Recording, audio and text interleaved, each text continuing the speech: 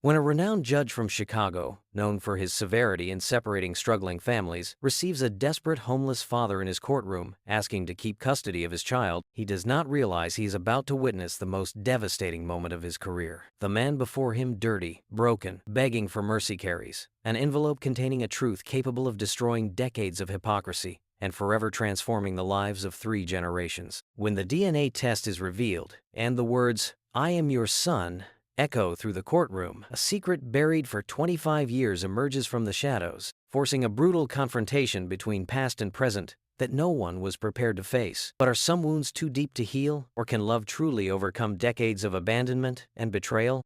Hello. Before we begin, please subscribe to the channel and leave a like. At the end, please rate the story. I will be happy to respond to you in the comments. Now, let's get to the story.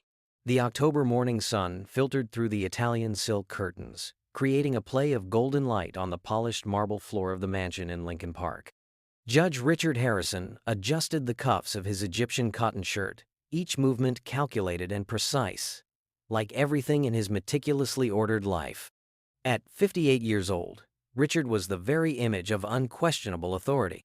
His gray hair was perfectly slicked back, not a strand out of place, and his steel blue eyes reflected the same coldness with which he conducted his courtroom. The Hermes silk tee, a gift from his last political victory, rested impeccably on his chest as he looked at his reflection in the antique mirror he had inherited from his grandfather.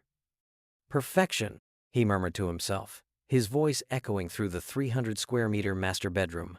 Every word that came from his mouth carried the weight of absolute certainty, the conviction of someone who had never been questioned in his decisions.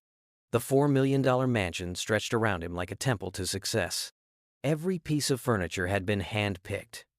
Every work of art on the wall represented not only refined taste, but undeniable purchasing power. The rustle of his expensive clothes against the Italian leather of his handmade shoes created a whispering symphony of privilege as he descended the mahogany staircase. In the gourmet kitchen, the housemaid had already prepared his special Colombian coffee, $20 a pound, served in the English porcelain his late wife had so cherished. Margaret had passed away 5 years ago, a victim of cancer that not even all the money in the world could stop, but her absence had only strengthened the emotional armor Richard had built around his heart. "Good morning, Mr. Harrison," greeted Elena, the maid, with the reverential respect he considered natural. Her eyes avoided his just as they should. Hierarchy, order, natural superiority. Everything in the proper place. Richard flipped through the Chicago Tribune as he savored the coffee, his eyes skimming the headlines with the disdain of someone who considers himself above worldly problems. Crime, unemployment, broken families, all consequences of moral weakness, lack of discipline, absence of solid values that he embodied. Pathetic, he muttered upon reading about yet another case of child neglect in the poor neighborhoods. If these people put half the energy they spend having children into working properly, they wouldn't be in that situation. His philosophy was crystal clear. Poverty was a choice, a character flaw, an unequivocal demonstration that certain people simply lacked the moral fiber necessary to thrive in American society. For 23 years, presiding over the Cook County Family Court, Richard had separated families, removed children from unsuitable homes, and sent incompetent parents to prison with the same ease with which he signed donation checks to charity institutions. Always with photographers present, of course. The Rolex watch on his wrist showed 7:45 in the morning. In 15 minutes, Samuel, his private driver, would be at the circular entrance of the mansion with the armored Mercedes-Benz. Another glorious day awaited him in court, where he would once again be the supreme arbiter of the fate of entire families. Richard finished his coffee and adjusted the black robe that would soon transform him into the embodiment of unyielding justice.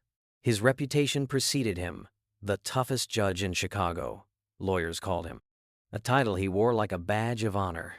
As he walked toward the front door, his steps echoed against the marble with the cadence of a military drum. Each echo seemed to reaffirm his superiority, his unquestionable position in the social hierarchy.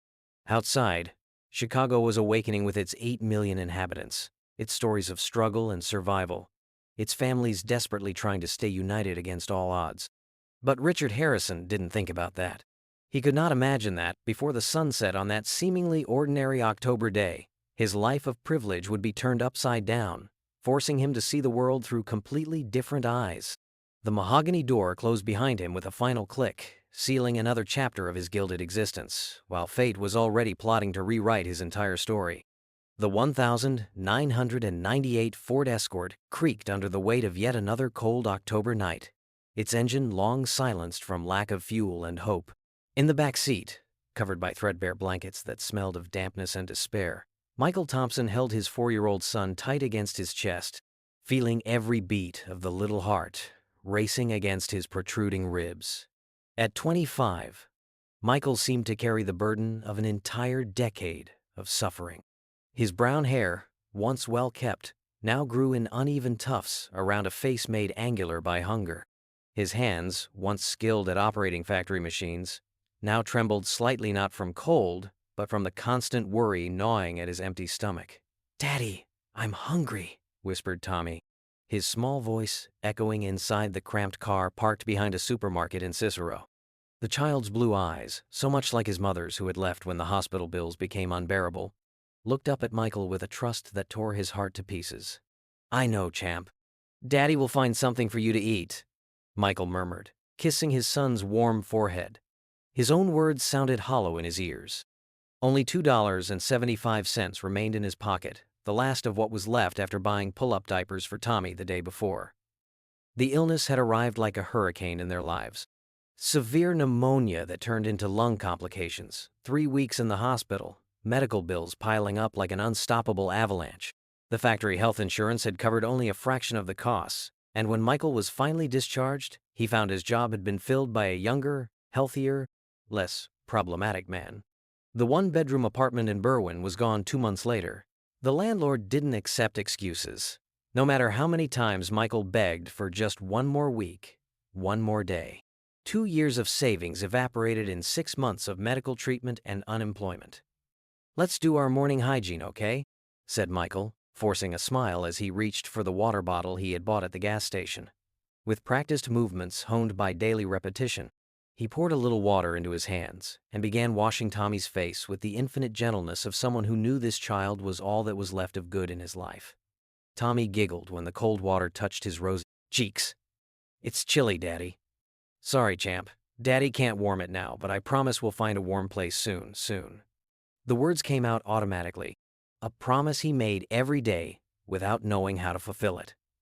Michael grabbed the child's toothbrush of the few things he had managed to save from the apartment and put a small amount of toothpaste on it, rationing it as if it were gold. Every gesture was calculated. Every penny saved meant one more day Tommy could eat something. As he brushed his son's little teeth, Michael felt his own stomach tighten with hunger.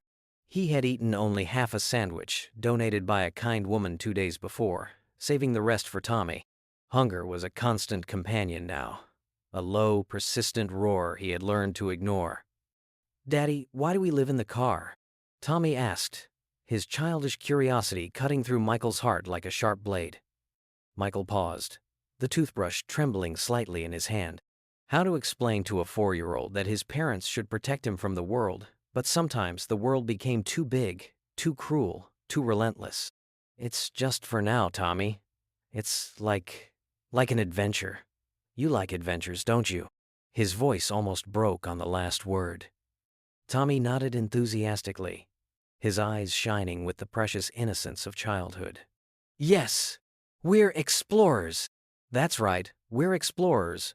Michael kissed his son's head, inhaling the sweet smell of childhood hair mixed with the musty odor of the closed car. The sun was slowly rising over Chicago, its golden rays filtering through the fogged windshield. Michael knew they would need to move soon. The supermarket manager had been tolerant so far, but they couldn't push their luck. That's when he saw the man approaching. Dark suit, leather briefcase, an official expression. Michael recognized immediately the social worker. His blood ran cold as he watched the man check the car's license plate against a paper in his hands. "Stay still for a second, okay, champ?"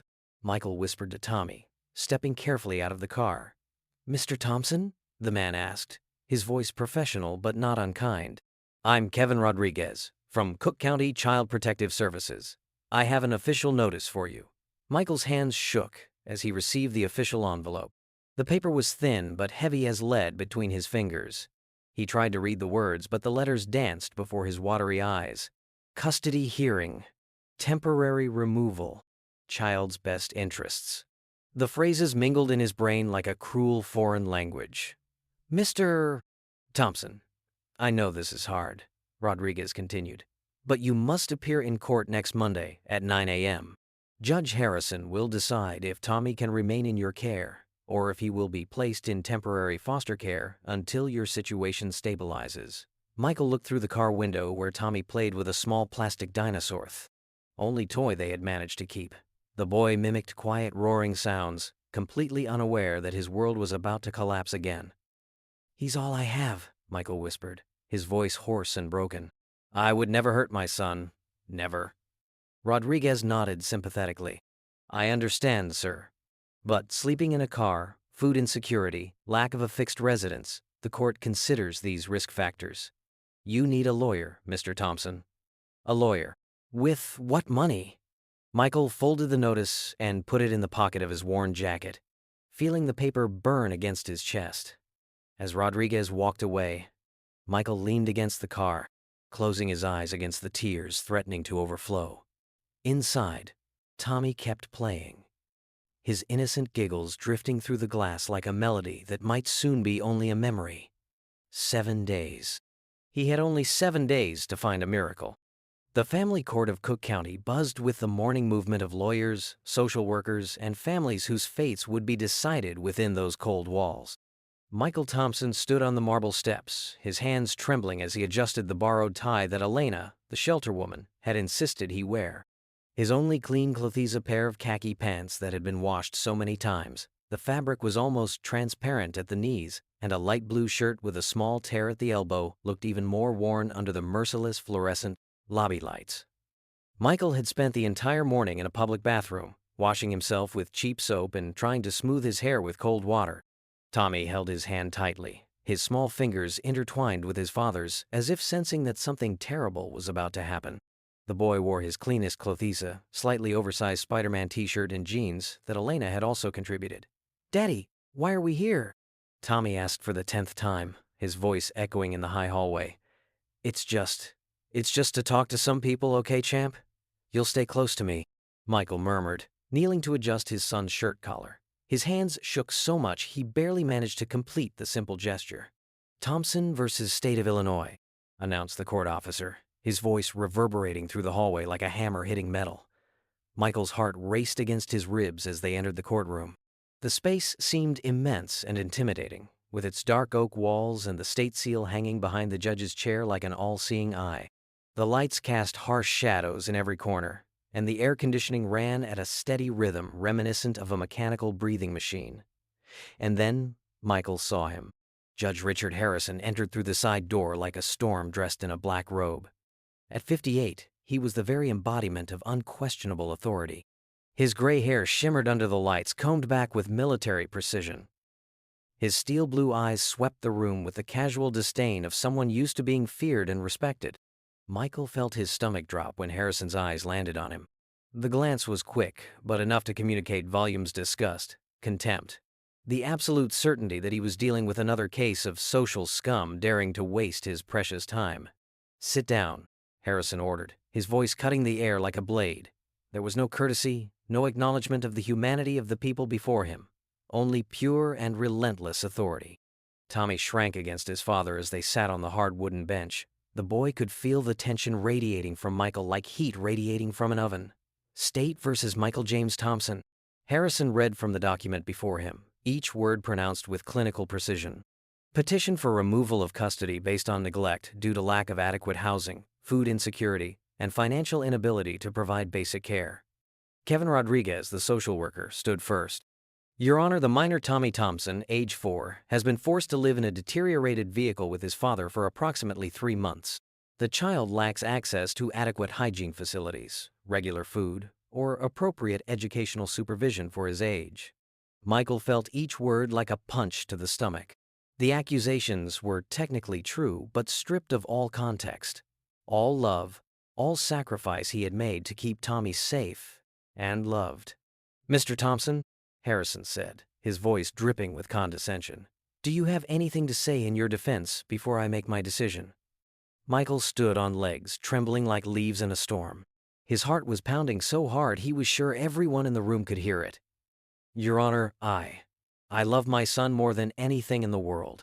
I know our circumstances are not ideal, but I would never let anything bad happen to him." "Circumstances are not ideal?" Harrison repeated, his voice rising with incredulity. "Mr. Thompson, you are forcing a 4-year-old child to live as a vagrant." "No, sir, Michael swallowed hard, fighting back the tears threatening to overflow. "I lost my job when I got sick. Pneumonia that became complicated. I was hospitalized for 3 weeks. The medical bills, they wiped out everything we had. I tried to find work, tried to get help, but—" "Excuses," Harrison interrupted coldly. "All I hear are excuses. A responsible man would not let his family reach this point." "Your Honor, with all due respect," Michael continued, his voice broken but determined, "I did not choose to get sick. I did not choose to lose my job. But I choose to fight every day for my son. I make sure he is clean, fed, loved. I go hungry so he can eat. Enough!" Harrison's voice exploded through the room like thunder. Tommy jumped against his father, whimpering softly. "Do you think love is enough? Do you think good intentions make up for exposing a child to cold, hunger, and instability?" Michael felt his world begin to crumble. "He is my son, sir.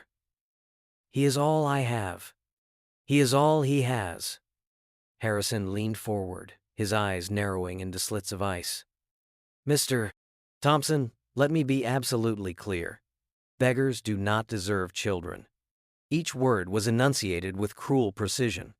"A child needs stability, not charity. Needs a home, not a back seat. Needs parents capable of providing for his basic needs, not dreamers who think love conquers all." The silence that followed was deafening. Michael felt as if he had been struck by lightning, every nerve ending screaming with pain. Beside him, Tommy began to cry softly, sensing his father's anguish even without understanding the words. "Therefore," Harrison continued, his voice returning to its clinical coldness, "I order that the minor Tommy Thompson be immediately removed from the custody of Michael Thompson and placed in temporary foster care until the father demonstrates an ability to provide adequate housing and financial stability." "No!" The scream exploded from Michael's throat like a wounded animal. He reached for Tommy, pulling the boy against his chest. "Please, no, he is my son. I can do better, I can. Officer, remove the child." Harrison ordered without a hint of emotion. 2 uniformed officers approached with practiced efficiency. Tommy's cries turned to screams as they tried to separate him from Michael. "Daddy! Daddy, don't let them take me! Tommy! Tommy!" Michael fought against the hands, holding him back, his own sobbing mixing with his son's terrified crying. "I love you, champ! Daddy will get you, I promise, I promise!" The echo of Tommy's screams still reverberated through the oak walls as Michael was dragged toward the exit by the officers. His legs barely held him up, the marble floor seeming to ripple beneath his feet as if the whole world had lost its solidity. Tears burned his eyes, turning the hallway into a blurred mixture of lights and shadows. "Let me go! Let me go!" Michael struggled against the hands holding him, every muscle in his body screaming to go back, to reach his son, to undo the nightmare that had become his reality. Behind him, through the door that was slowly closing, he could hear Tommy's devastating sobs echoing throughout the courtroom like the wail of a wounded animal. "Dad! Dad! Colorado me back!" The pain in Michael's chest was physical, as if someone had reached inside and ripped his heart out with bare hands. Every breath was agony, every heartbeat, a reminder that his world had imploded in a matter of minutes. It was then that something inside him snapped. A desperate energy, born from the deepest wells of human despair, surged through his body. He broke free from the guards for a brief moment, turning back toward the courtroom just as Harrison was gathering his papers, ready to move on to the next case. "Wait!" Michael's scream exploded through the hallway like a gunshot. "You need to see this!" The guards immediately moved to restrain him again, but Michael was fighting with the strength of a man who had nothing left to lose. Harrison paused at a door. his expression shifting from annoyance to cold curiosity at this unprecedented disruption of his courtroom. "Hold him," Harrison ordered, but his eyes remained fixed on Michael with a mixture of disgust and grudging interest. With hands trembling violently, Michael reached inside his worn jacket pocket. His fingers fumbled against the lining, desperately searching for something he had carried for years, something he never imagined would become his last hope. "Please," he whispered, his voice cracking. Just look. Please." He pulled out an envelope that had seen better days. The paper was yellowed with age, creased from being folded and unfolded countless times, stained with tears and rain and sweat from years of uncertainty. It was all that remained of a truth that had haunted him since adolescence. Michael's hands shook so violently he could barely hold the envelope steady. Tears streamed down his face in rivers of pure anguish. "I am your son." The words exploded from him like a confession torn from his soul. "You abandoned me 25 years ago." The silence that followed was deafening. Every person in the hallway froze as if time itself had stopped. Harrison's face underwent a transformation, visible even from a distance, the color draining from his cheeks, his eyes widening with something that looked suspiciously like recognition fighting against disbelief. "What?" Harrison's voice came out barely more than a whisper, but it carried through the hallway with shocking clarity. Michael held up the envelope with trembling hands. "The DNA test! I have the DNA test!" "Sarah Thompson. My mother. She told me the truth before she died. She told me you were my father." Harrison's perfectly composed mask began to crack. His breathing became shallow, quick bursts of air that seemed insufficient to fill his lungs. Memory after memory flooded through his mind. Sarah, 23 years old, beautiful and idealistic, working as a waitress in the restaurant where he used to eat during law school. The brief affair he had dismissed as youthful indiscretion. Her disappearance from his life when she told him she was pregnant. "Sarah Thompson," he whispered, the name falling from his lips like a prayer or curse. Michael took a step closer, the envelope extended in his shaking hand. "She worked 2 jobs to pay for this test when I turned 18. She wanted me to know. She kept telling me my father was someone important, someone who could make a difference in the world if he just cared enough to try." The words hit Harrison like physical blows. He could see Sarah in the boy's features, now the same blue eyes, the same stubborn set of jaw, the same way of tilting his head when emotional. How had he missed it? How had he looked at this young man in his courtroom and not seen? "Let me see it," Harrison said, his voice barely above a whisper. His usual commanding presence had evaporated, leaving behind a man who suddenly looked every one of his 58 years. Michael approached with careful steps, as if approaching a wild animal. The pathos in his eyes was overwhelming hope and terror mixing in equal measure. He held out the envelope, his fingers brushing Harrison's as the judge took it. Harrison's hands trembled as he opened the envelope. The paper inside was official, bearing the seal of a reputable laboratory in Chicago. His eyes scanned the document, looking for something specific, something that would either confirm or destroy a possibility that was suddenly tearing through his mind like a tornado. And then he saw it. In bold letters at the top of the document, "Paternity test results. Subject, Michael James Thompson." Harrison's hands began to shake uncontrollably. The document fluttered in his grip like a leaf in a violent windstorm. His breathing became labored, every breath a struggle against a tightening in his chest that felt like he was being crushed by invisible weight. The numbers swam before his eyes. 99.97% probability of paternity, Richard James Harrison. The paper fell from his nerveless fingers, floating to the marble floor like a feather carrying a weight of 25 years of denial, abandonment, and consequences he had never imagined would find their way back to his doorstep. The world around Harrison disappeared, as if someone had turned down the volume of reality. The corridor, with its echoing footsteps and whispered conversations, became a muffled symphony as his mind was dragged 25 years back, to a time when he still believed his destiny could be shaped by pure ambition and calculated choices. Chicago, 1998. The law firm Whitman & Associates. Young Richard Harrison, then 33 years old, was adjusting his Armani tie in the mirror of his office on the 12th floor. His hair was still completely brown, without a single gray strand, and his eyes shone with the voracious hunger of a man determined to conquer Chicago's legal world. The view from the window showed a city he was certain would soon be at his feet. Sarah Thompson appeared in his memory like a springtime vision. 23 years old, blonde hair like threads of gold under the fluorescent lights, blue eyes that seemed like pools of crystalline water. She worked as a secretary at the firm, her fingers dancing over the keyboard with a grace that hypnotized Richard during the long nights when they both stayed late. She typing his briefs, he watching the movement of her lips as she concentrated. "Mr. Harrison, do you need anything else before I leave?"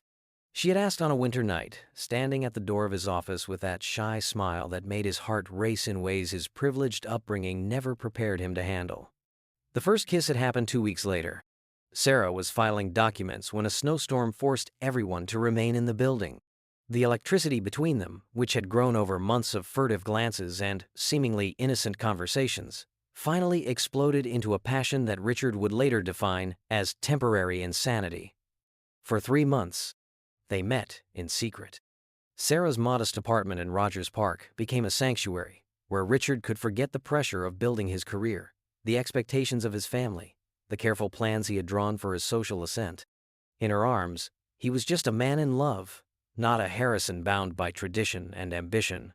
But there was Vivian Ashworth, daughter of one of Chicago's richest families. Educated in Europe, sophisticated beyond her years, she represented everything an ambitious young lawyer could want in a wife. The engagement had been announced in the Chicago Tribune's social section, complete with a photo of Vivian wearing heirloom diamonds that had belonged to her family for generations. Richard remembered the exact moment when Sarah told him. She was standing in his apartment, backlit by the morning sun filtering through the thin curtains. Her hands trembled as she held a small white stick, tears streaming down her face. "Richard, I'm pregnant," she whispered, each word falling between them like stones into still water. The silence that followed was deafening. Richard felt as if someone had pressed pause on his life, leaving him frozen between two futures, one he had carefully planned, the other that threatened to destroy everything he had worked for. Are you sure?" he asked, his voice sounding strange and distant even to his own ears. Sarah nodded, clutching the pregnancy test like a lifeline. "I went to 3 different doctors. 10 weeks, Richard. We're having a baby. We, asterisk. A word that implied partnership, shared responsibility, a future together that Richard knew was impossible. His mind immediately began calculating damage control, weighing options, searching for a solution that would preserve his carefully constructed life. "Sarah," he began, his voice taking on a tone she had never heard before. Cold, professional, detached. "You know, I'm engaged to Vivian. My career, my family, they would never understand." A hurt in her eyes was immediate and devastating. "What are you saying?" "I'm saying this complicates things, significantly." During the next 3 weeks, Richard orchestrated a series of conversations that he would later remember as some of the most cowardly moments of his life. He convinced Sarah that keeping a baby would ruin both their futures, that a child deserved a stable home with 2 parents who could provide everything. That adoption was a generous, loving choice. But Richard went further than just persuasion. He arranged everything. A private adoption agency that asked no uncomfortable questions. A family in suburban Minneapolis that was desperate for a child. Legal documents that would seal records forever. And then came a check. Richard remembered writing it, his hands steady despite a turmoil in his chest. $25,000. Enough for Sarah to start over somewhere else, to build a new life away from Chicago, away from him. "This is for your future," he told her, pushing a sealed envelope across her kitchen table. "Take it and disappear, Sarah. Move somewhere else. Start fresh. Don't ever contact me again, and don't ever tell a child who his father is." Sarah's tears fell onto the envelope like rain. "Richard, please. I love you. We could make this work. I'm not asking you to marry me, just be part of his life. Number." A word came out harsh and final. "If you ever try to contact me, if you ever tell anyone I'm a father, I'll destroy you. I'll make sure you never work again. I have connections, Sarah. I have power. Don't test me. A look in her eyes when she realized that the man she loved had turned into something cold and threatening would haunt Richard for years to come, though he buried the memories so deep that he convinced himself it never mattered. Sarah left Chicago 2 weeks after she gave birth. Richard never saw her again. He married Vivian 6 months later in a ceremony that was featured in Chicago Magazine. His career flourished. Whitman and Associates became Harrison and Associates. Eventually, he was appointed to the bench. For 25 years, Richard had successfully convinced himself that he had made the right choice, a pragmatic choice, a choice that protected everyone involved. Until now, standing in the corridor, holding a DNA test that proved his worst fears, Harrison finally really looked, at Michael Thompson. The boy's face came into sharp focus, as if someone had adjusted the lens in his vision. Sarah's eyes, deep blue and impossibly expressive, filled with a combination of hope and heartbreak that was achingly familiar. A stubborn set jaw that reminded him of his own reflection when he was determined to fight. A way of tilting his head when emotional, exactly how Sarah used to do when she was trying not to cry. How had he missed it? How had he looked at this young man in his courtroom, his son, his blood, his responsibility, and seen only another statistic to be processed? An irony struck him like a physical blow. He had just torn apart a family, separated a father from his child, delivering a cruel lecture about worthiness and responsibility to a man who was struggling against circumstances that were, essentially, Richard's fault. 25 years ago, he had abandoned his pregnant girlfriend to protect his career. Today, he had destroyed his son's life to maintain his reputation as Chicago's toughest family court judge. A DNA test fluttered to the floor like fallen leaves, carrying with it a weight of decades of denial, cowardice, and consequences that were finally coming home. Richard Harrison's world imploded in slow motion. The legs that had carried him confidently and determinedly through corridors of power for 25 years simply gave out. He collapsed to his knees on the cold marble floor of the hallway, the impact echoing through the space like a thunderclap that silenced all nearby conversations. The sound that emerged from his throat was unlike anything anyone in the history of the Cook County Family Court had ever heard. It was a primal wail, a cry from the depths of his soul. 25 years of repressed guilt, carefully constructed denial, and consequences finally catching up with him exploded into a cacophony of despair. No. The words came out broken, interrupted by sobs that shook his entire body like earthquakes. His hands, which had signed hundreds of orders separating families, now trembled uncontrollably as he pressed them against his face, desperately trying to block out the reality that was crushing down upon him. The corridor, moments before filled with professional movement and whispered conversations, fell completely silent. Lawyers stopped mid-discussion, their mouths hanging open in shock. Court clerks dropped papers that scattered across the floor like fallen leaves. Bailiffs stood frozen, uncertain whether to intervene or simply observe this unprecedented breakdown of a man long considered invincible. "Jesus Christ," murmured a veteran lawyer who had practiced before Harrison for 15 years. "I've never seen anything like this." Sarah Chen, a social worker who had testified in dozens of Harrison's cases, covered her mouth with her hand, watching in disbelief as the man who had terrorized countless families dissolved into sobbing ruins. "Someone should call medical," she whispered to her colleague, but nobody moved. Nobody knew what to do when faced with a god falling from heaven. Michael stood just feet away, his own shock keeping him temporarily paralyzed. Seeing his father a word that felt strange and foreign, even in his own thoughts reduced to this broken shell of humanity, was simultaneously vindicating and heartbreaking.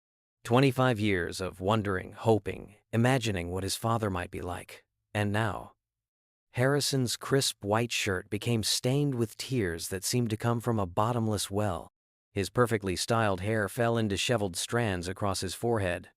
A man who had prided himself on never showing weakness, never displaying emotion, never letting anyone see him as less than completely in control, was now displaying raw human vulnerability in its most devastating form. "I threw him out," Harrison gasped between sobs, his voice barely recognizable. "I threw my own son out of the court. I called him. He couldn't finish the sentence. couldn't voice the cruel words he had spoken just minutes earlier. People began to gather, forming a loose circle around the scene like voyeurs at a car accident. Court officers whispered into their radios, unsure whether to call medical personnel or security. A maintenance worker stopped mopping to stare in amazement at a sight that defied everything anyone knew about Judge Richard Harrison. 25 years? Harrison continued to sob, his words becoming more incoherent. 25 years I've been sending fathers away from their children. 25 years I've been destroying families. And I abandoned my own son.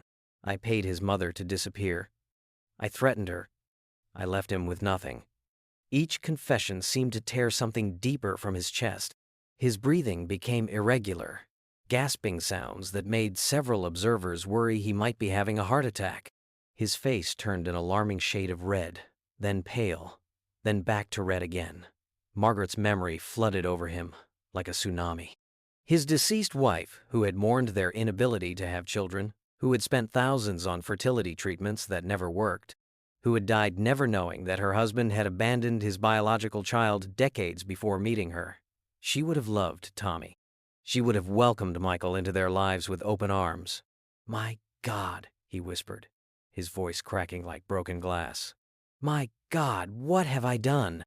The words echoed through the corridor like a prayer or a curse. They seemed to hang in the air, reverberating off the walls and sinking into the consciousness of everyone present. A judge who had built his reputation on moral superiority and righteous judgment had just confessed to being a coward and a hypocrite. Suddenly, firm hands gripped Harrison's shoulders. Kevin Rodriguez, a social worker, and James Palmer, a veteran bailiff, moved to either side of him. "Judge Harrison," Palmer said quietly, "we need to get you to your office. There are too many people here." Harrison looked up through tears that blurred his vision. The faces surrounding him were a mixture of shock, pity, and cruel curiosity. Some were recording on their phone. She realized dimly that this breakdown would probably be on social media within minutes. "Can you stand?" Rodriguez asked gently, his voice carrying none of the judgment Harrison had expected. With tremendous effort, Harrison allowed himself to be helped to his feet. His legs felt like rubber, barely able to support his weight. Each step toward his office was a struggle, his body shaking as if he were walking through an earthquake. Michael watched this procession in stunned silence. Part of him wanted to follow, to demand answers, to confront the man who had abandoned him and then destroyed his life in a single morning. But another part that recognized something of himself in Harrison's complete devastation felt only a strange sort of hollow pity. Behind them, Tommy's distant cries could still be heard from somewhere deeper in the building, being processed through the foster care bureaucracy that would place him with strangers while his father processed a truth that had just destroyed 2 lives simultaneously. A DNA test lay on the floor where Harrison had dropped it, surrounded by a small pool of his tears. A document that had revealed a truth was now physical evidence of the complete moral collapse of a man who had built his entire identity on judging others. As the office door closed behind Harrison and his supporters, the courthouse slowly returned to normal activity. But whispers followed in his wake, whispers that would grow into rumors. Rumors that would become headlines. Headlines that would end a career built on 30 years of hypocrisy. Michael remained standing in the corridor, alone with knowledge that felt too vast for his mind to contain. His son was somewhere in this building, being processed into a system. His father had just suffered a complete psychological breakdown, and somewhere in the middle of all this destruction, a truth waited to be confronted. They were family, bound together by blood and choices and consequences. Neither had seen coming until this moment when everything changed forever.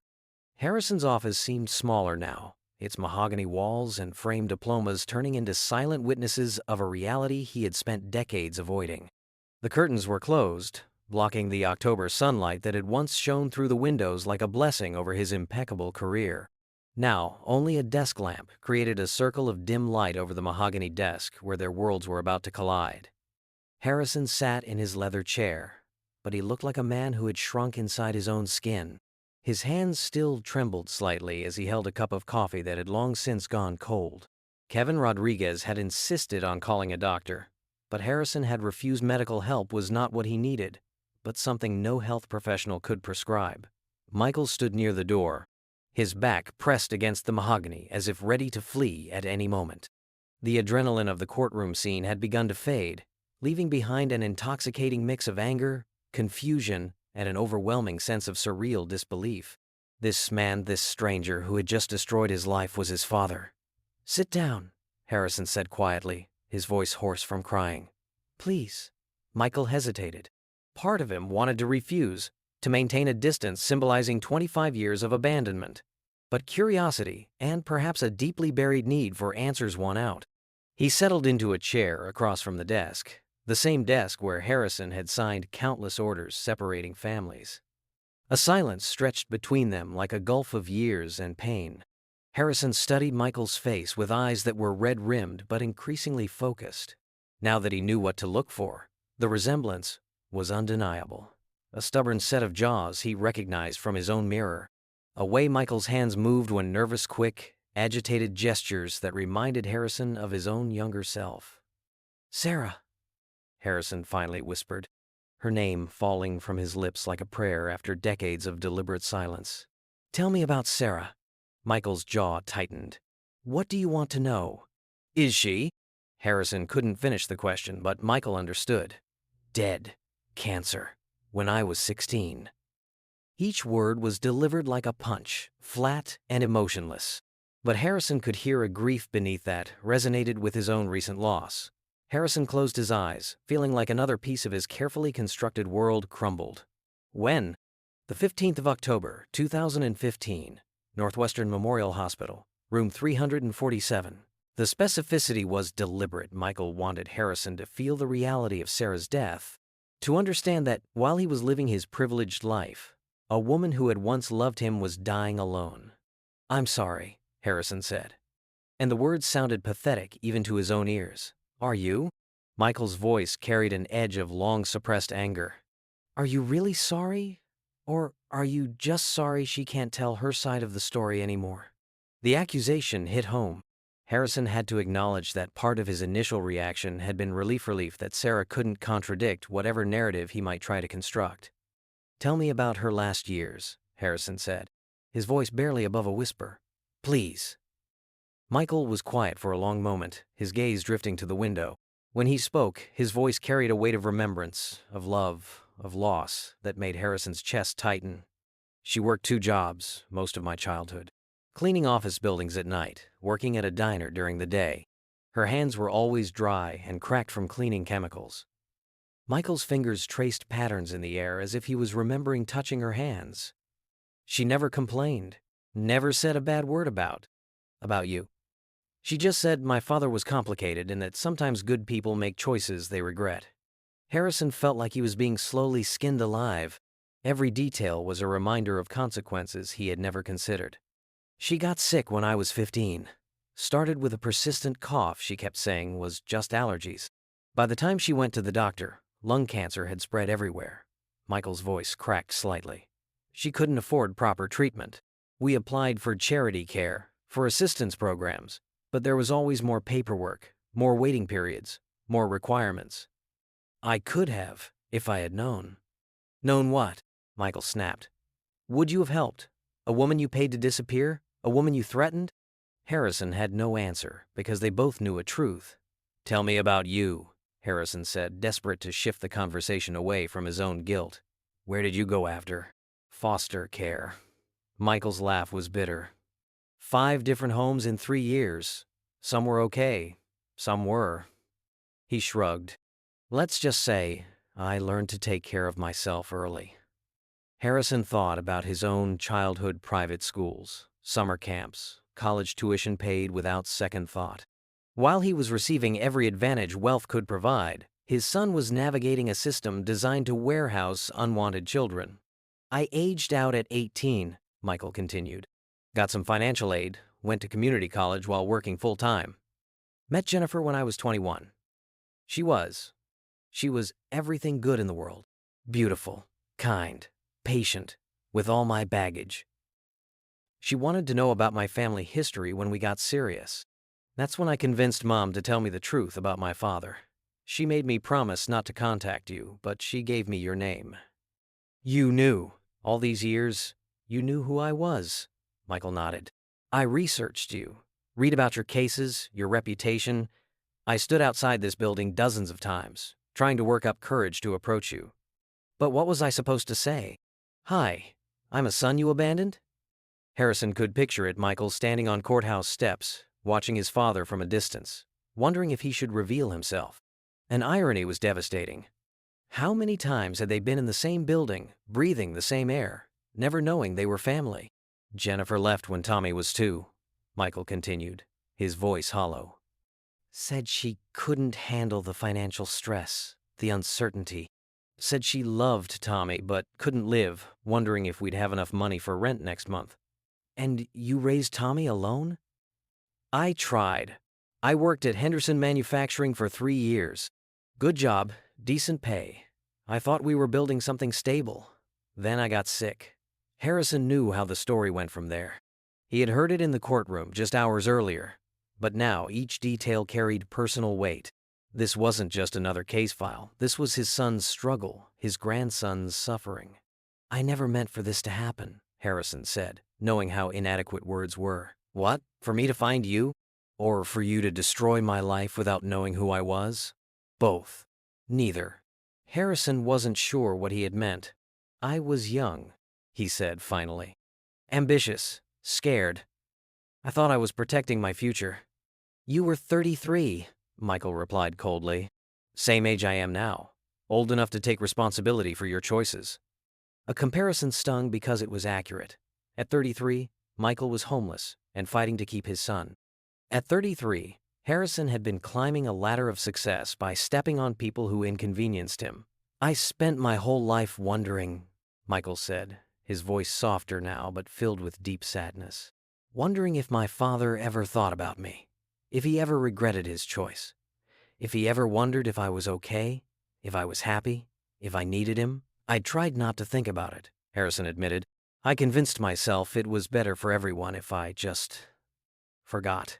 But you didn't forget, did you? Michael's eyes met his father's. Because if you had really forgotten, you wouldn't have broken down like that when you saw a DNA test. Harrison was quiet for a long time, staring at his hands. When he finally spoke, his voice was filled with something he rarely allowed himself to feel: vulnerability. I made a choice 25 years ago that I thought was pragmatic, professional. I told myself everyone would be better off you, Sarah. Me. I never considered that we might all just be different kinds of miserable instead. Michael absorbed this, recognizing something familiar in his father's tone. A weight of choices that couldn't be undone, of consequences that had shaped everything that came after. Tommy, Michael said suddenly, remembering why they were here. We need to. Harrison's office seemed smaller now. Its mahogany walls and framed diplomas stood as silent witnesses to a truth he never wanted to face. The curtains, once open to the light of success, now remained closed, hiding the darkness of his own guilt. Only one lamp stayed on, casting a circle of light where father and son faced each other for the first time as equals, both stripped of defenses, carrying only the weight of what went unsaid for 25 years. Harrison raised his trembling hands, as if wanting to reach out to Michael, but hesitating. Finally, he murmured, I want to make things right, even though half of me might be broken forever. Michael stared at him without lowering his guard. Make things right how? A heavy silence fell, loaded with memories. Harrison took a deep breath. I tell the truth wherever our names appear. I write a public account. I tell the court, the press, anyone who wants to listen. His voice faltered but did not waver. I admit my moral failure, my mistakes, my cowardice, and I accept any consequences that come. Michael pressed his lips together. Some things can never go back to how they were, but maybe this is a start. The moment those words were spoken, a massive weight lifted from Harrison's chestnut redemption, maybe but the beginning of healing. Father and son stayed there, in an office that now witnessed a painful but necessary pact. A commitment to rebuild, grounded in the truth that had finally been revealed. The news spread through the courthouse like wildfire across dry prairie. Kevin Rodriguez had tried to keep the situation confidential, but in a building full of lawyers, clerks, and court reporters, secrets had a shorter shelf life than morning coffee. Within 15 minutes, whispers ran through the hallways like electric current. In half an hour, the first texts were sent to newsrooms all over Chicago. "Did you hear?" Harrison had a complete breakdown. "Apparently he found out the homeless guy is his son. 25 years. He abandoned his own kid." Harrison could feel eyes in every corner when he finally emerged from his office 2 hours later. A hallway that for decades had parted before him like the Red Sea now buzzed with barely concealed excitement and shock. Colleagues who used to greet him with deferential nods now studied their shoes as he passed. Judge Patricia Williams, who had served on the bench beside him for 15 years, caught his eye for a brief moment before quickly looking away. The expression on her face was unmistakable, not just shock, but disgust. She had been a victim of his harsh policies herself, having argued with him about his treatment of struggling families. "Richard," she had said just last month, "sometimes circumstances beyond people's control create situations that require compassion, not condemnation." "Compassion doesn't create stability," he had replied coldly. "Standards do." Now, walking past her office, he could practically feel her thinking, "What standards were you living by when you abandoned your pregnant girlfriend?" By 4 p.m., news vans began gathering outside the courthouse. Channel 7's investigative team had been tipped off by a court clerk who had witnessed Harrison's breakdown. Jennifer Morrison, a reporter who had covered Harrison's controversial decisions for years, stood on the courthouse steps with a microphone, her voice carrying through the late afternoon air. "This is Jennifer Morrison reporting from the Cook County Courthouse, where sources confirm that family court judge Richard Harrison suffered a complete emotional breakdown today during a custody hearing. Court insiders report that Harrison discovered during proceedings that the homeless father pleading for his child was Harrison's own biological son, whom he allegedly abandoned 25 years ago." Harrison watched from his office window as more vans arrived, as cameras were set up, as his private nightmare became a public spectacle. His phone had been ringing constantly, reporters, colleagues, political figures who were suddenly very interested in distancing themselves from his endorsements. A drive home to Lincoln Park felt like a funeral procession. Samuel, his driver for 8 years, kept glancing nervously in the rearview mirror as they passed news crews posted at strategic intersections. By now, all of Chicago knew where Judge Harrison lived. "Sir," Samuel said quietly, "there are reporters at your house too. Maybe you should stay at a hotel tonight?" But Harrison couldn't delay the inevitable. Margaret had been dead for 5 years, but her sister Catherine had been staying with him periodically, helping manage the household. She would have heard by now. Everyone would have heard. A mansion that had represented his success now looked like a fortress under siege. News vans lined Lincoln Park West, their satellite dishes pointed toward his windows like accusations seeking truth. Reporters stood in clusters across the street, their voices carrying in the cool October air. "Judge Harrison, can you comment on allegations that you abandoned your son? Did you know Michael Thompson was your biological child when you removed his son from his custody? How do you reconcile your family values rhetoric with your personal actions?" Harrison walked through his front door, feeling like a man entering his own execution. A marble foyer that had once impressed political donors now felt cold and unwelcoming. Every expensive piece of furniture, every carefully chosen artwork, every symbol of his material success now seemed like evidence of misplaced priorities. Catherine was waiting for him in the living room, her face a mask of controlled fury. At 62, she had been Margaret's fierce protector in life and had become guardian of her memory in death. She held a tablet in her hands, a news article visible on the screen. "Is it true?" Her voice was quiet, but it cut through the room like a blade.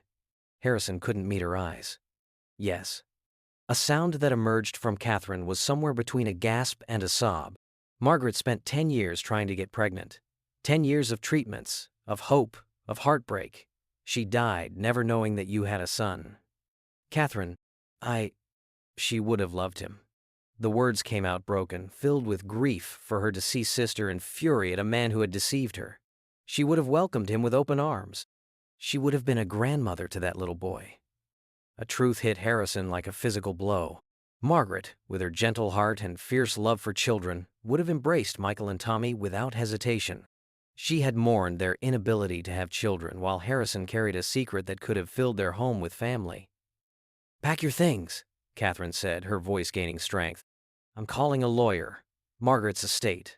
This house. Everything. It's being contested. I won't let you profit from property that should have gone to her nephew. This is my home. This was Margaret's home. You made it into a lie. Catherine stood, her dignity intact despite her tears. I'll give you 1 hour to pack what you need. Then I want you gone.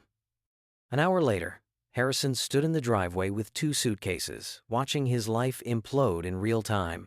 Reporters shouted questions he couldn't answer. Cameras captured his humiliation for the evening news, and a house that had sheltered his secrets now stood closed against him. His phone buzzed constantly. Text after text from colleagues, political allies, social contacts. Richard, we need to discuss your position on the charity board. Given recent revelations, a partner feels it's best if you step back from corporate consulting. This is awkward, but we'll need to cancel tomorrow's fundraiser. Each message was a relationship severed, a bridge burned, a piece of his carefully constructed life falling away. Harrison had built his reputation on moral superiority, on being a righteous judge who held others to impossible standards. Now those same people were applying his standards to him and finding him utterly lacking. At a downtown Hilton, Harrison sat in an anonymous hotel room surrounded by the remnants of his former life. A news broadcast played in the background, anchors discussing his spectacular fall from grace, as if he were already past tense. But somewhere in all this destruction, a clarity began to emerge. For 25 years, he had measured success by the wrong metrics.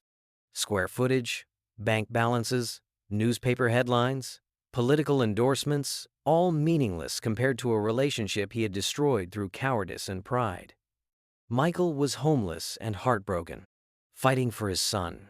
Tommy had been ripped from the only parent who loved him. Sarah had died alone, keeping secrets to protect a man who had threatened her. Margaret had died childless, never knowing that her husband's son existed somewhere in the world. Every person who should have mattered to him had suffered because of his choices. Harrison walked to the hotel window, looking out at the Chicago skyline twinkling in the darkness. Somewhere in this city, his son was probably sleeping in another car, wondering how to survive tomorrow.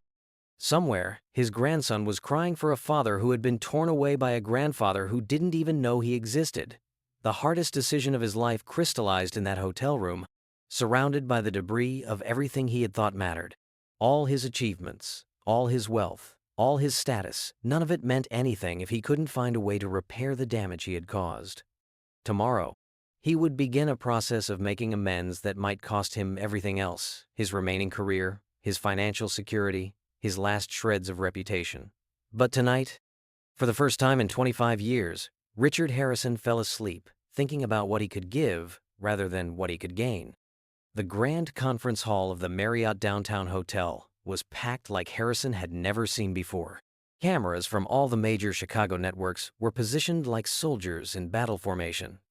Their lenses focused on the podium where he stood, trembling slightly under the relentless lights of the spotlights. 3 days had passed since the courtroom collapse. 3 days of devastating headlines, of phone calls he could no longer answer, of a loneliness that cut deeper than any physical pain he had ever experienced. Harrison had lost 15 pounds. His skin had a grayish pallor, and his eyes carried the weight of a man who had finally seen the monster he had become. "Ladies and gentlemen of the press," his voice came out hoarse through the microphone, echoing through the room in tense silence. "Thank you for coming today to what will be my last official statement as a judge of the Cook County Family Court." Jennifer Morrison, from Channel 7, leaned forward in her front row chair, pen ready to capture every word of his final downfall. 3 days ago, I discovered a truth I should have confronted 25 years ago." Harrison paused, his hands gripping the edges of the podium as if it were the only thing preventing him from collapsing again. "Michael Thompson, the young father whose family I destroyed in my courtroom this week, is my biological son I abandoned when he was born, and whose mother I paid to disappear." The murmur that swept through the room was like a wave crashing against rocks. Camera flashes exploded like lightning, capturing every nuance of his public humiliation. "For 23 years in family court, I built a reputation based on rigid standards and harsh judgments about parental fitness." His voice began to break. "I separated families, removed children from struggling parents, proclaimed that love was not enough without financial stability. All while I myself was a father who had abandoned his own child. Harrison took a deep breath, fighting back tears that threatened to overflow. Hypocrisy is not just cruel, it is a cancer that has corroded everything I thought I stood for. How can I judge other parents when I have so completely failed as a man? Sarah Chen, the social worker who had witnessed his collapse, watched from the back of the room with an expression of genuine surprise. In 20 years working in the system, she had never seen anything like this public confession. Therefore, Harrison continued, his voice gaining strength through the pain. I hereby present my irrevocable resignation from my position as judge. I do not deserve to continue deciding the fate of families when I have destroyed my own through cowardice and selfishness. The room erupted with shouted questions. Judge Harrison, will you sue for retroactive child support costs? How do you respond to allegations that you corrupted justice for decades? Will your son accept some form of reconciliation? But Harrison just shook his head, stepping away from the podium. He had said what he came to say. The rest, the real work of repairing the damage, would begin now. 2 hours later, Harrison was driving his Mercedes through the neighborhoods he had despised throughout his judicial career. Cicero, with its small houses and crowded apartments, looked like a different world seen through eyes that were finally learning to see. He passed laundromats where struggling families washed their clothes, markets where every dollar was carefully counted, playgrounds where children played despite adversity.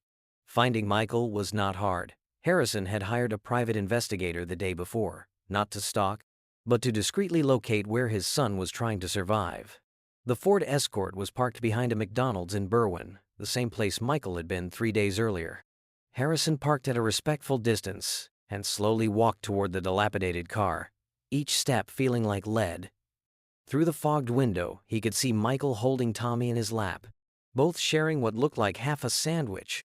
The sight broke his heartless grandson, a 4-year-old child, learning that food was something to be rationed, not guaranteed. Michael saw him approaching and immediately tensed, his arms folding protectively around Tommy. Harrison stopped a few meters away, his hands raised in a gesture of surrender. Michael, he said softly, please, can I talk with you? What do you want? Michael's voice was cautious, guarded. Want to finish the job? Try to take Tommy from me again? Harrison took another step closer, his tears starting even before he spoke. I need to beg your forgiveness. Michael slowly got out of the car, placing Tommy in the back seat, where the boy continued playing with a small plastic dinosaur, oblivious to the tension in the air. Forgiveness? Michael laughed bitterly. You just destroyed our life. Tommy was traumatized for 3 days, asking when he could come back home with me. And you want forgiveness? I know I don't deserve it. Harrison stepped closer, and Michael could see that his father had aged years in just a few days. I know I did unforgivable things, but I have to try. I have to try to fix at least some of the damage I caused. How? How can you possibly fix this? Harrison took a deep breath. I resigned from my position today. Publicly, I admitted everything I did. Michael studied him for a long moment. I saw, on McDonald's television. So what? The house. The words came out in a burst. The mansion in Lincoln Park. It's empty. Catherine moved out yesterday. I want you to live there. You and Tommy. It's yours. What? Michael recoiled as if he had been struck. 10 bedrooms, 6 bathrooms, a large backyard for Tommy to play in. Fully equipped kitchen, pantry always stocked. It's everything that should have been yours from the start. Michael shook his head violently. I won't accept your guilty charity. Tommy and I are not your redemption project. It's not charity, Harrison pleaded, his tears flowing freely now. It's responsibility. It's trying to be the father I should have been 25 years ago. It's giving my grandson the childhood his father deserved to have. Why now? Michael's voice was heavy with decades of pain. Why only now, when you have nothing left to lose? Because. Harrison struggled to find words that didn't sound empty. Because losing everything made me realize I never had anything really important. Wealth, status, power, all of that is empty if you don't have family. And I threw my family away out of pride. 6 months later, Lincoln Park. The April morning sun filtered through the linen curtains of the mansion's kitchen, casting golden patterns on the breakfast table where Tommy Thompson, now officially Thompson Harrison, was devouring dinosaur-shaped pancakes while animatedly recounting his school project. "And then, Dad, Mrs. Rodriguez said my T-Rex diorama was the best in the whole class," said Tommy, maple syrup dripping down his chin as he gestured with his fork. "She said I can present it to the older kids' class too." Michael smiled, gently wiping his son's face with a napkin. At 26, he looked like a different man from the one who had pleaded in court 6 months ago. His hair was neatly cut. His clothiza navy polo and clean khaki pants showed a man who had regained his dignity. More importantly, his eyes shone with a peace that had long been absent. "That's amazing, champ. Grandpa will be so proud when he finds out." At 8:15, exactly as in the past 4 months, the doorbell rang. Tommy jumped out of his chair as if launched from a cannon. "It's Grandpa! It's Grandpa!" He ran through the living room, now decorated with children's drawings on the walls and toys scattered in the corners, and opened the door with the dexterity only 4-year-olds possess. Richard Harrison was on the other side, but it would be hard to recognize him as the relentless judge who had presided over that fateful court hearing. His hair, still gray but now longer and less rigidly styled, framed a face that had regained some color. He wore faded jeans and a simple wool sweater clothes that cost less than a single tie from his previous life. "Good morning, my superhero," Harrison said, kneeling to receive the crushing hug Tommy gave him every morning. "Are you ready for the big day? Grandpa, you have to come see my diorama. It's the best in the whole school." Harrison laughed, the sound genuine and warm. "I wouldn't miss it for the world." Michael appeared in the doorway, holding his work briefcase's synthetic leather, practical, far from the extravagances his father used to flaunt, but representing something much more valuable: independence earned honestly. "Thanks for picking him up today," Michael said, kissing Tommy's forehead. The meeting with the suppliers might run late. 3 months ago, Michael had gotten a job as a quality supervisor at Peterson Manufacturing, an auto parts company. The job had come through a discreet recommendation from Harrisonot nepotism, but an opportunity for Michael to prove his skills. And he had quickly proven his worth, earning respect from colleagues who knew nothing of his history. "It's always a pleasure," Harrison replied, and all 3 generations knew he meant it. "Tommy and I have big plans for today, right, champ?" "We're going to the park after school, and Grandpa said he might teach me how to ride a bike." Michael watched the interaction with a smile still tinged with surprise. 6 months ago, he could never have imagined this scene. His son running excitedly into the arms of the man who had tried to destroy his family, calling him Grandpa with genuine love. The transformation had not been easy or instant. The first weeks in the mansion had been tense, full of cautious conversations and uncomfortable moments. Michael had insisted on clear rules. Harrison could visit but not live with them. Tommy would not be used as an emotional bridge between father and grandfather. And any sign that Harrison tried to buy affection would mean immediate termination of the arrangement. But something extraordinary had happened. Harrison, stripped of his position and privileges, had rediscovered parts of himself he had buried decades ago. Without the pressure to maintain a flawless public image, he could finally learn to love unconditionally, to give without expectations, to be a grandfather in a way he never managed to be a father. "Okay, you two heal up," Michael said, grabbing the keys to the Honda Civic they had bought, used but reliable. "Tommy, obey Grandpa, okay?" "Sure, Dad." Harrison watched Michael leave for work, feeling a wave of pride that still surprised him by its intensity. His son had become an extraordinary man, despitier perhaps because of growing up without the paternal guidance he should have had. 3:30 in the afternoon, Lincoln Elementary School. Harrison waited in the schoolyard with other grandmothers, nannies, and parents. But unlike the first days, he now felt part of the community. Mrs. Anderson, whose granddaughter was in the same class as Tommy, waved friendly. "Richard, how's work?" "Busy, but rewarding," he answered honestly. Harrison now worked as a public defense attorney, representing exactly the type of clients he had once despised during his judicial career: struggling parents, families in crisis, people whom the system had failed. The salary was a fraction of what he had earned before. His 1-bedroom apartment in Rogers Park was tiny compared to the mansion he had lost. But for the first time in decades, he went to work feeling he was making a real difference. "Grandpa." Tommy came running across the yard, his Spider-Man backpack bouncing, holding a carefully kept sheet of paper. "Look, Mrs. Rodriguez put a gold star on my project." Harrison examined Tommy's drawing a family of dinosaurs with captions carefully written in irregular capital letters. "This is absolutely magnificent, Tommy. Grandpa is so proud." Walking hand in hand toward Oz Park, Harrison listened to Tommy chattering about his day, how he had helped Sarah Chen, no relation to the social worker, find her lost pencil, how he had eaten all the carrots at lunch, how eager he was to show Michael his gold star. "Grandpa," said Tommy when they arrived at the playground, "why didn't you live with us before?" It was a question Harrison had feared and hoped for months. He stopped, kneeling down to meet Tommy's eyes. "You know, champ, sometimes adults make wrong choices. Choices that hurt people we love.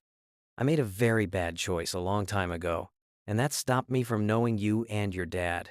Tommy processed this with the seriousness only children bring to complex matters. "But you're here now." "Yes, and I will never, ever leave again." Tommy smiled and ran toward the swings. "Push me, Grandpa." Harrison replied with a sweet smile. "Always, champ. Always." Michael arrived to pick them up and saw the spontaneous hug between son and father now, a grandfather. The scene was simple but profound. 3 generations connected. A reconciliation that didn't erase the past but gave it new meaning. Michael's voice rose softly. "Thank you for being here, for staying."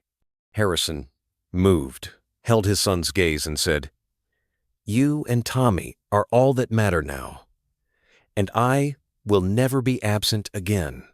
As the sun set behind the trees of Lincoln Park, the glow of family ties reignited a closing chapter, but above all, a new beginning built on courage, regret, and a generosity of spirit that blossomed only when everything was lost. If you enjoyed this story, subscribe to the channel and leave a like. These other stories will also move you. Click to keep watching.